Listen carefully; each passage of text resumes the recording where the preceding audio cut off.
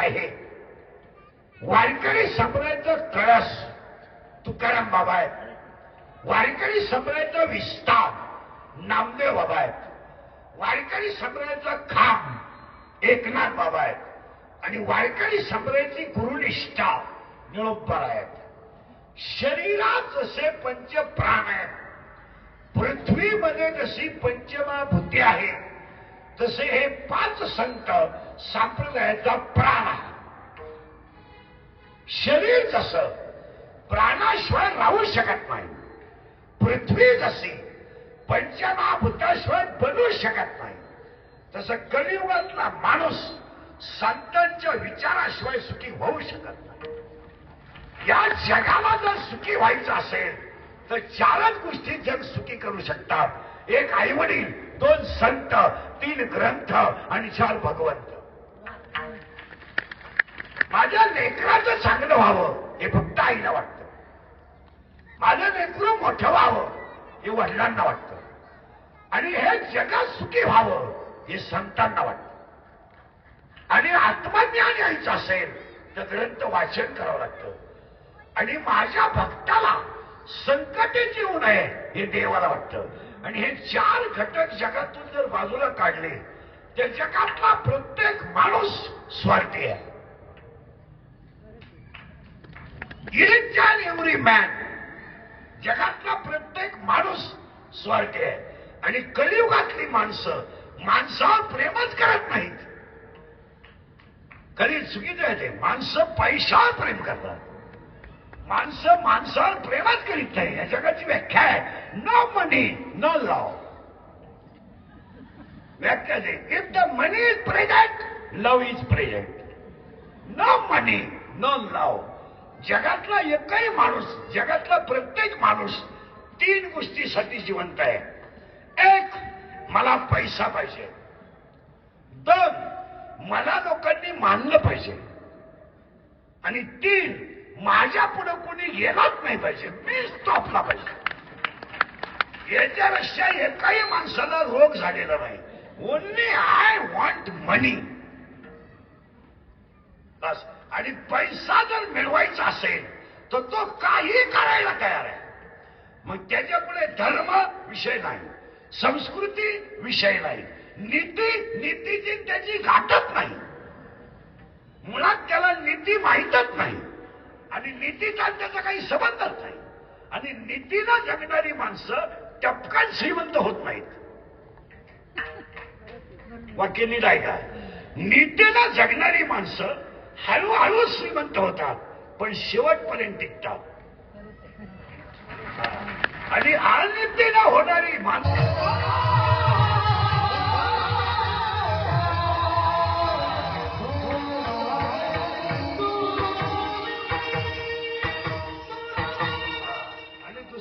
वाक्याने बारीक आहे घेतला. या जगात इन वर्ल्ड सगळ्याला माफी आहे, सगळ्याला माफी आहे, पण कर्माला माफी नाही. कर्म करीत राहा. तुम्हाला काय वाईट वागायचं ना वागाच, ही संधीच आहे. आणि तुम्ही आलाच त्याच्यासाठी, पण अंडरलाईन करून ठेवा गेम होणार. पापा करा, पापा करायची तुम्ही ऐकायच करू नका. बरं तुम्ही नाही करायची तर करायची कोणी? पापाची तुम्ही ऐकायच करू नका, पण अंडरलाईन करून ठेवा. शेवटी आपल्याला सोडवायचंय, आपल्याला सोडवणारा कोणी नाही. ज्ञानोबांचं वाक्य आहे, रोज पाठ 2-3 वेळा तरी म्हणत जा, आपण करा सोडव. ज्ञानोबांची काय या विश्वातला सगळ्यात मोठा संदेश ज्ञानोबांचा आहे, सगळ्यात मोठा. शेवटी काय करा, आपण तुम्ही संपत्ती कमवा म्हणून कधी ध्यानात ठेवायचं. रामायणामध्ये जेवढी युद्ध झाली त्या युद्धामध्ये प्रभू रामचंद्रांची सायकोलॉजी इतकी फिट होती, त्यांनी माणूस वापरलाच नाही.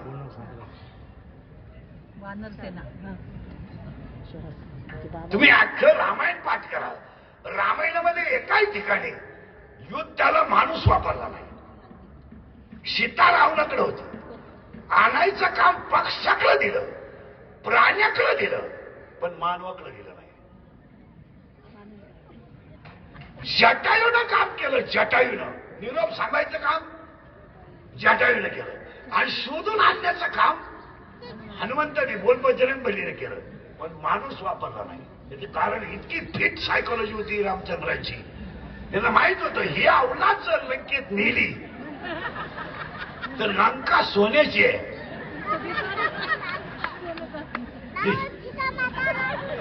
हे सीता कधीच आणणार नाही, पण बघण्याला एक सुद्धा ठेवणार नाही, यांना न्यायचं नाही. आणि दुसरं कारण आहे, अभ्यास केला नाही रामचंद्राने, सायकोलॉजी आहे. ही सायकोलॉजी ही माणसं तिथे नेण्याच्या क्वालिटीत नाही. आणि दुसरी गोष्ट, रामचंद्रांनी माणसाला का नेलं नाही, त्यांना माहिती आहे ही माणसं 90 वर बदलतात. याला 19 खांब्या आणि 500ची पत्ती दिली का हा काही करू शकतो. आणि यांना जर जास्त पेले तर यांच्यात मारामारी होतील. सीता आपली तशीच राहील. तुम्ही ध्यानात घ्या. आणि रावणाने जोडीदारांचा वापर केला, घातक ठरलं. कधी राम श्रीमंत वाक्य परत आहे का? राम रावणापेक्षा कमी श्रीमंत आहे, सैन्य कमी आहे, आर्थिक बाजू कमी आहे रामचंद्राची. पण नियम जर चांगला पाहिला तर रावणाने राम मारायला पाहिजे.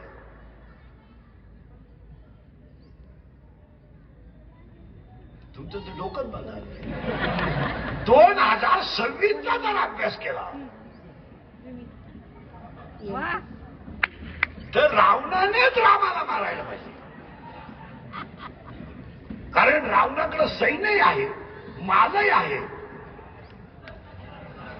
मालही आहे, राक्षसही आहे आणि फुटणारी मंडळी अफाट आहे.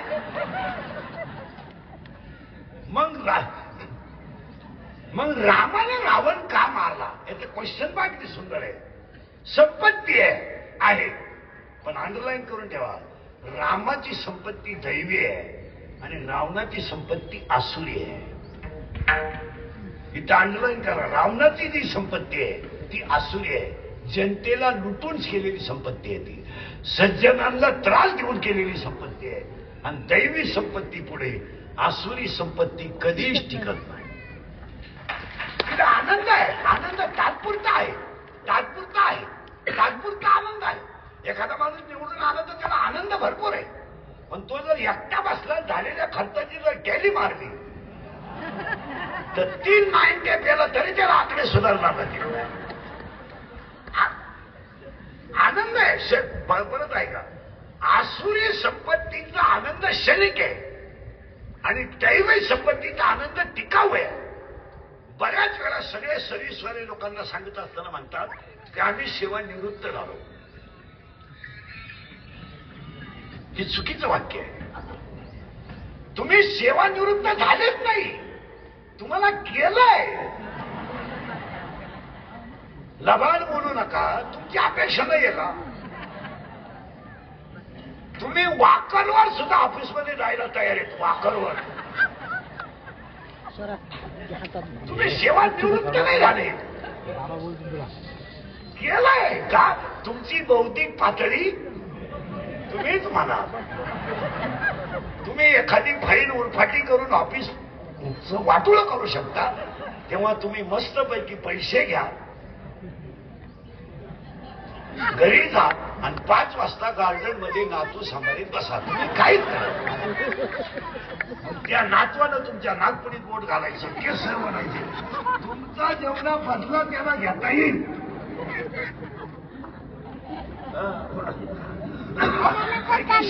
एक मुळात सांगतो तुम्हाला, माणूस कर्मातून निवृत्त होतच नाही. कसा होईल? किती म्हातारा झाला तरी हसतोय ना, किती म्हातारा झाला तरी डोळ्याची पापणी खालीवर काढण्याचं कर्म चालूच आहे, जठराग्नी चालूच आहे, अन्नाचं डायजेस्टिव्ह सिस्टीम चालूच आहे. तुम्ही कर्म सोडलंय कुठं? झोपण्याची क्रिया चालूच आहे. कर्मातून माणूस कधीच सुटू शकत नाही. म्हणून कर्मापासून विरमुख झालेल्या अर्जुनाला गीता सांगावी लागली. हे ध्यानात ठेवा. कर्मापासून तू परावृत्त होऊ नको. नाही, वारा कधी ढगाला घाबरू शकत नाही. वारा कधी ढगाला घाबरू शकत नाही. कोला कधी सिंहावर धावू शकत नाही. आणि अमृत कधी मरू शकत नाही. अमृत कधी मरत नाही. म्हणजे तुला कर्म केल्याशिवाय पर्याय नाही. तुला ते करावंच लागेल. आणि आज माणसांचं असं झालंय, कर्म नकोय. कर्म नको, फुकट पाहिजे सगळं. कसं मिळेल? आणि ज्यांनी फुकट घेतलं, आतापर्यंत एक व्यक्ती सुद्धा व्याजाचा धंदा करणारी व्यवस्थित मेलेली नाही. जी लोक टक्क्यावर धंदा करतात यशस्वी होत नाही. तुमचं काय मत आहे? जी माणसं कोट्याधीश झाली, कोट्याधीश, ती यातला एकही माणूस आतापर्यंत घरी मेलेला नाही. हॉस्पिटललाच मारणार. आणि मारताना त्यांच्याजवळ 3 जणच असणार, डॉक्टर, कंपाऊंडर आणि नर्स. आणि 3घांनाही माहित नाही हा कधी मेलाय. तरी क्लिप पडली, यांना तीव्र झटका आला, गेला. ते मृत्यूशी 2 महिने झुंज देत होते. झुंज? तो काय बिबट्या होता का झुंज? ते झुंज नव्हते देत, ते गरिबाचा तळतळाट भोगीत होते. अंडरलाईन करून ठेवा, सगळ्याला माफी आहे, कर्माला माफी नाही. तुमचं काय मत आहे? नाही, सगळ्याला माफी आहे. एकही मुलगा आईच्या स्थानाला लागला नाही. आणि सगळ्या भावानं मुलं दगडावर आपटली. सगळ्या भावाने जेलमध्ये जन्माला घालून 7वी योगमाया निघून गेली. आणि 8व्या जगाचा बाप जन्माला आला, गोपालकृष्ण. तरी त्याला स्वतःच्या आईचं दूध पिता आलं नाही, त्याला दुसऱ्याच्या आईचं दूध प्यावं लागलं.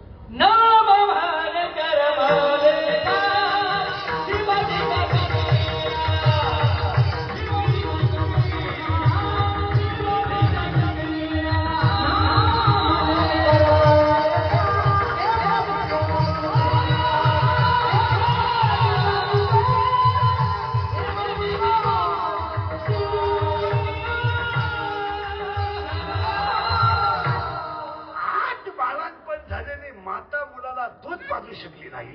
आणि 8वा जगाचा बाप आहे, गोपालकृष्ण आहे, पण टोपलीत बसून पलीकडे गेला आणि दुसऱ्या आईचं दूध प्यालाय. हे ध्यानात ठेवा. कृष्णाला सुद्धा स्वतःच्या आईचं दूध पिता आलं नाही. तू तर बंदपणे डेअरीचा चेअरमन आहे, तरी तू येणेवाणी वागवतो. म्हणजे तू हाया कोण? वाक्य नीट आहे का? ब्रह्मांड नायकाची बायको वलकलेली सून वनवासाला गेली. बायको काय ती किरकोळ माणसाची नाही आहे, प्रभू रामचंद्राची बायको आहे. आणि ती दुबळ्या माणसाची मुलगी नाही आहे, जनकाची मुलगी आहे. अभ्यास करा. तिचा सासरा राजा दशरथ आहे, बाप जनक आहे, आणि नवरा साक्षात ब्रह्मांडा नायक प्रभू रामचंद्र आहे. तरी वलकलेली सून वनवासाला गेली. तुझी सून तर अंगणवाडीत आहे, तरी तू नाश्ता बंद करून भोगऱ्यांवरच जगवतो. म्हणजे कसं शक्य? कर्माला माफी नाही. आणि शेवटी एकही शब्द, महाराज, स्वतःची नातू स्वतःच्या जावयावर बरोबर युद्ध करायला निघली. काही जीवन आहे, काही जीवन आहे. प्रभू रामचंद्राची दोन्ही मुलं लवानी अंकुश बापाबरोबर युद्ध करायला निघली. बापाबरोबर. काय जीवन आहे? आणि ते पाहणारा कोणी तिसरा नाही, जनक पाहतोय. अरे म्हणजे नातू आहे, माझ्या जावयाबरोबर लढतात, पण जनक शब्द सुद्धा बोलत नाही. जनक म्हणतो यदा कदाचित हे माझ्या मुलीचं प्रारब्ध असेल. प्रारब्ध असेल. तिथं वनवासाला जाणं प्रारब्ध आहे, वलकले नेसणं प्रारब्ध आहे, डोंगरात झोपणं प्रारब्ध आहे, 14 वर्ष त्याग करणं प्रारब्ध आहे, रावणाने पळून नेणं प्रारब्ध आहे. आणि तिला झोपडीत 2 मुलं नदीच्या कडेला होणं आणि 2 मुलं त्याच्या बापाबरोबर युद्धाला निघणं हे प्रारब्ध आहे. हे जरी यदा कदाचित खरं असलं तर माझ्या मुलीने जर प्रारब्ध भोगलं तर भोग संपल्यावर माझी मुलगी आदिमाया शक्ती होऊ शकते. झाली. इथं असं चालत नाही. वाटतं ऐकायचं का? सत्ता, पैसा आणि गुंडशाही पुढं विद्वत्ता चालत नाही. ठेवा, ज्याच्याकडे पैसा आहे, ज्याच्याकडे सत्ता आहे आणि ज्याच्याकडे 10-5 गुंड सांभाळायची ताकद आहे, तिथं तुमची ज्ञानेश्वरी गाथा, PhD, MPSC चालत नाही. तुम्ही लाख CA गप बसायचा. तुम्ही लाख MPSC दिली, झोपून घ्यायचं, वळवळ करायचं नाही. तिथं चालत नाही. विनोद समजू नका. सगळ्या नगरीत विद्वान जर कोण असेल तर विदूर होता. सगळ्या नगरीत विद्वान, पण विदूर इतका विद्वान असून अंगातल्या कपड्यानिशी विदुराला ह्या पठ्ठ्याने नगरीच्या बाहेर काढलं. विद्वान पण राज्यात राहिला नाही, ठेवलाच नाही. ठेवलं नाही. नगरीच्या बाहेर नदीच्या कडेला झोपडी बांधून विदुराला राहावं लागलं. पण जेव्हा 100 पोरांचा नाश झाला आणि राज्याचं वाटोळं झालं, तेव्हा त्यांनी विदुराला प्रश्न विचारला, उद्या जर पांडव आणि कौरव सभेमध्ये बोलायला लागली तर आम्ही काय उत्तर द्यावं हे तू सांग. आता विदुराला विचारायला लागली. मला झोपच येत नाही. विदुराला सांगितलं, झोप एकाच माणसाला येत नाही. जो आपल्या ताकदीपेक्षा मोठ्याशी दुश्मनी करतो त्याला झोप येत नाही. आपल्या ताकदीपेक्षा जो माणूस मोठ्या माणसाची दुश्मनी करतो त्याला झोप येत नाही. चोरी केलेल्या माणसाला झोप येत नाही. कामात दूर झालेल्या माणसाला झोप येत नाही. आणि पैशाचा लोभ असणारा माणूस झोपू शकत नाही. बोल, तुला चौघांपैकी काय झालंय? तुला झोप काय येत नाही? अरे द्रौपदी वडीत आणले तेव्हा हसले ना, लाक्षागृहात लाडू चालले तेव्हा हसलेत ना. आणि बिचारे कारण नसताना तुम्ही त्यांना वनवासाला पाठवलं, ते कुठं रडलेत?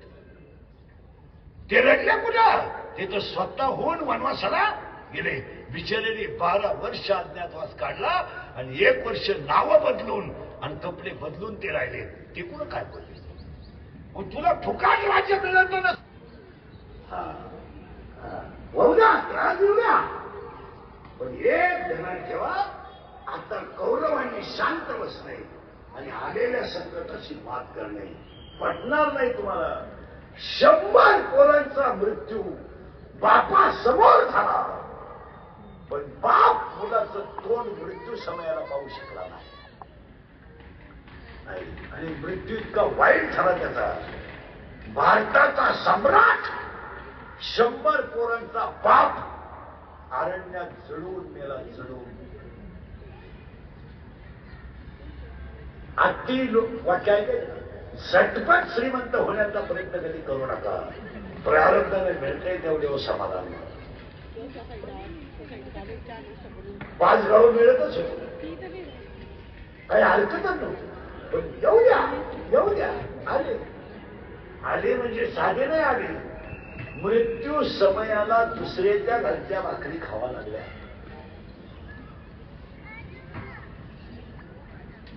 अन्न नाही दिलं तुला. आणि ज्यांचे शीख अन्न खाल्लं त्यांना त्यांनी त्रास केला. आणि त्याच्यात एक गरीब विद्वान होता, तो डोक्यात कमी होता तो, आणि तब्येतीत मोकार होता. त्याने दिवस सुकायच्या आत याला गाठवलं आणि त्याला वरून दम दिला. द्रौपदी ओढीत आणली तेव्हा तो हसत होता आणि आम्ही खाली माना घातला. पण आज गाठ माझ्याशी, आज तू जगत नाही. तोंडावर याने सांगितलं, तू कुठे गेलता मग तुझी बायको ओढीत आणली तर? तिथे भीमाचं वाक्य इतकं सुंदर आहे. भीम म्हणतो, मी तुला तेव्हाही मारणार होतो, आज तर सोडील नाही, आज तर मारणार होते आणि आज तू माझ्या हातानं मारणार असेल. मग मी तुला त्यावेळेस का मारलं नाही? तर तिथं धर्म शिल्लक होता. काय भाषा आहे महाराज. तिथं हजर कोण होतं? धर्म होता. आणि धर्म जर तिथून बाजूला सरकला असता तुझा त्याच दिवशी कार्यक्रम होत होता.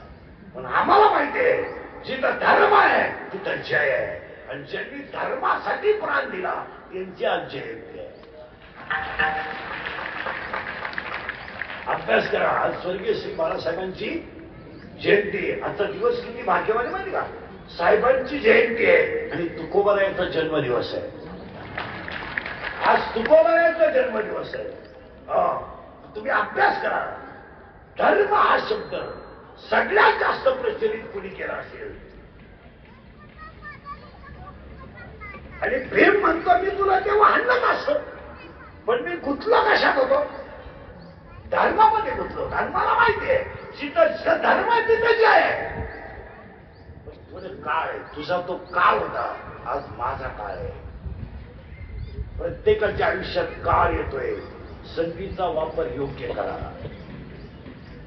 हो, काळ येतोय का जातोय मला सांगा? काळ येतोय. प्रत्येक माणसाच्या जीवनात काळ येतोय, त्याला थोडं जपा. हा काळ आहे. आणि मग त्याने सांगितलं ऐक आता. आणि जेवताने त्याला भीम सांगायचा तुझी पोरं म्या मारली तोंडावर. काही दिवस आले आणि ऐकलं असतं तर काय झालं असतं? पण नाही. लोक मिळू द्या, राज्य मिळू द्या. 100 मेले, शेवटी रडलं ते.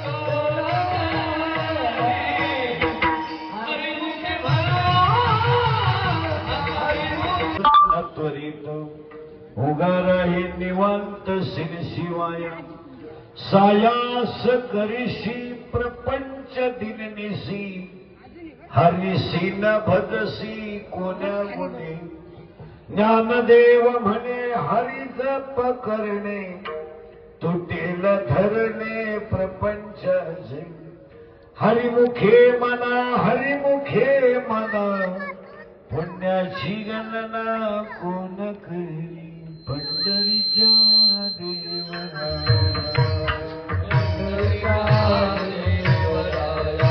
पंढरीच्या देवरा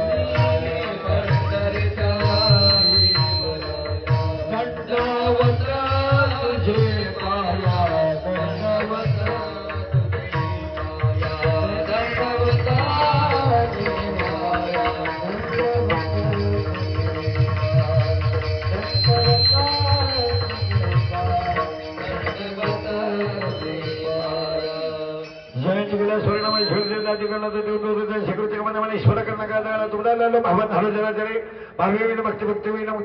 शक्ती बोलो नाही काही सैन्य दैवत प्रसन्न त्वरित उगारा निवांत शिवाया सयास गुरुजी प्रपंचनेशी हरिशी नमसी कोण्या गुणे ज्ञानदेव म्हणे हरी जप करणे तुटेल धरणे प्रपंचाचे हरिमुखे म्हणा पुण्याची गणना कोण करे विठाला विठाला